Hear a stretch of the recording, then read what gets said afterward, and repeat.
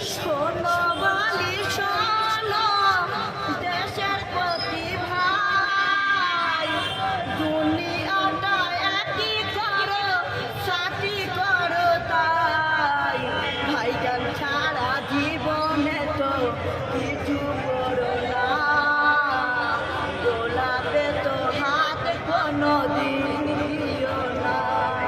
তোমরা যদি বন্দি গীতি গ্রাম মানুষ